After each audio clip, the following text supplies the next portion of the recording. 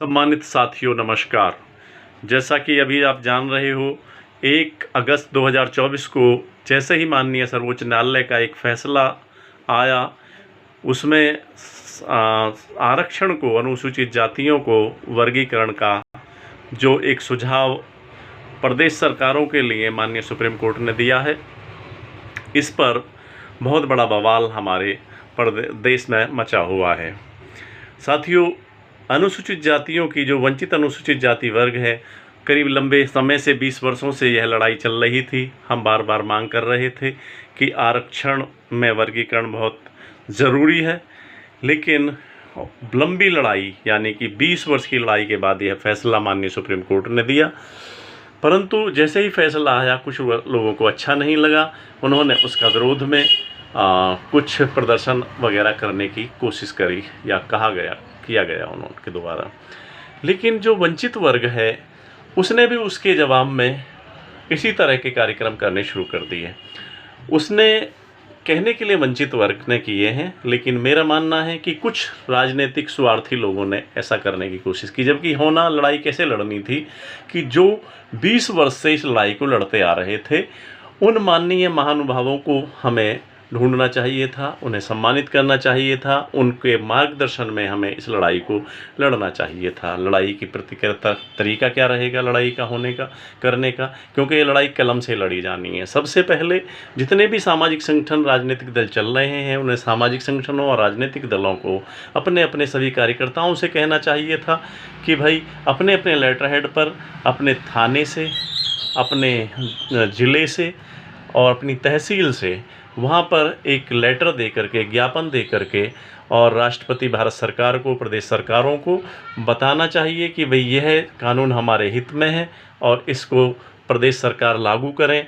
ऐसा दबाव जो है बनाना चाहिए था कानून के ज़रिए, अपने लेटर हेड के माध्यम से सभी संगठनों को।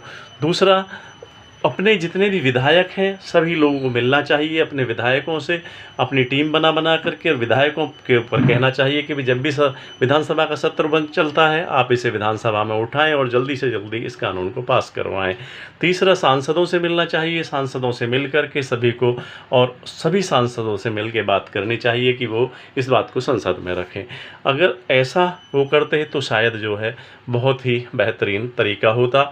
आमने सामने लड़ने की जरूरत नहीं थी, जो बहुत निंदनीय है। जिस तरह की गाजियाबाद में घटना हुई और पूरे देश में ऐसा एक माहौल बनाया जा रहा है कि जाट और वाल्मीकि समाज आमने सामने सीधी लड़ाई करने की कोशिश कर रहा है। ये समाज नहीं कर रहा, ये कुछ दोगले गंदे किस्म के नेता हैं जो सस्ती राजनीतिक लोकप्रियता के लिए, सस्ती राजनीति चमकाने के लिए केवल समाज को बदनाम करना चाहते हैं। क्योंकि हमारे जिन लोगों ने बहुत बड़ी कुर्बानी दी है, बहुत बड़ी मेहनत करी है, बहुत लंबे टाइम तक लड़ाई लड़ी है, उस लड़ाई को ये धूमिल करना चाहते हैं, धुंधली बनाना चाह रहे हैं, उनकी प्रतिष्ठा को, उनकी शकल को। क्योंकि यह लोग बड़े ही नालायक और निकम्मे लोग हैं जो राजनीतिक फ़ायदा उठा रहे हैं। जिस तरह से हम चाहते हैं कि जो हमारे जुझारू लोग हैं, जो हमने एक तरीका बताया है कि इस तरह से इस लड़ाई को कलम के थ्रू लड़ा जाएगा। तीसरी चीज़ ये है कि हमें आउटसोर्सिंग के लिए ज़्यादा से ज़्यादा बात करने की, आउटसोर्सिंग तुरंत बंद होनी चाहिए देश में, जब भी आरक्षण का हम फ़ायदा ले सकेंगे। अगर आउटसोर्सिंग रहेगी तो कोई भी फ़ायदा नहीं होगा। तीसरी चीज़ यह है कि शिक्षा के माध्यम से, क्योंकि शिक्षा सारा निजीकरण कर दिया है, शिक्षा के लिए लड़ाई लड़नी, एक शिक्षा सारी हमारी जो है पूरी की पूरी सरकार की जिम्मेदारी होनी चाहिए। क्योंकि जितना सरकार ही इसमें महत्वपूर्ण भूमिका निभा सकती है, वह सभी सांसदों और विधायकों को के सामने बातें रखनी चाहिए। वो विधानसभा और संसद से ही काम होने वाला है। इससे रोड पर, सड़क पर ऐसा काम नहीं होगा, रोड पर केवल विध्वंस होगा।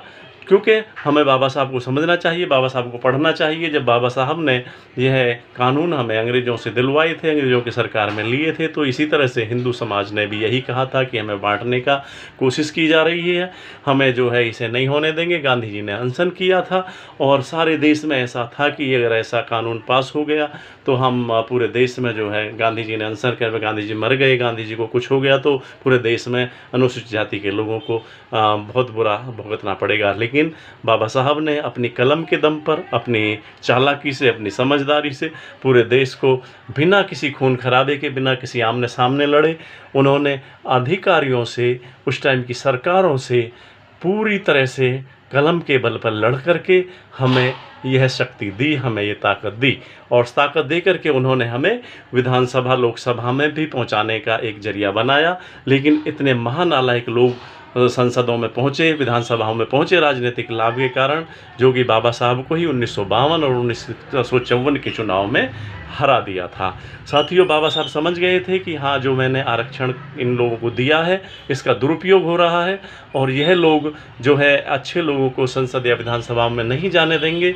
इसलिए उनके अनुयायी आगे बीपी मौर्य जी ने 1980 में ही आरक्षण के विभाजन की बात भी कही थी, क्रीमी लेयर को हटाने की बात भी कही थी, क्योंकि जो लोग ऐसे लोग पहुंच गए हैं उनको हटाना चाहिए, ज़रूरी हो गया था।